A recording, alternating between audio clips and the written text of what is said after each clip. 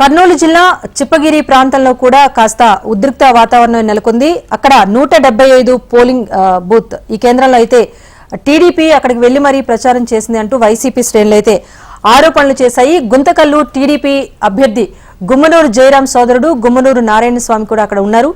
ఇరు వర్గాలు కూడా ఘర్షణకు దిగడంతో పోలీసులు రెండు పార్టీల కార్యకర్తలను చెదరగొట్టారు.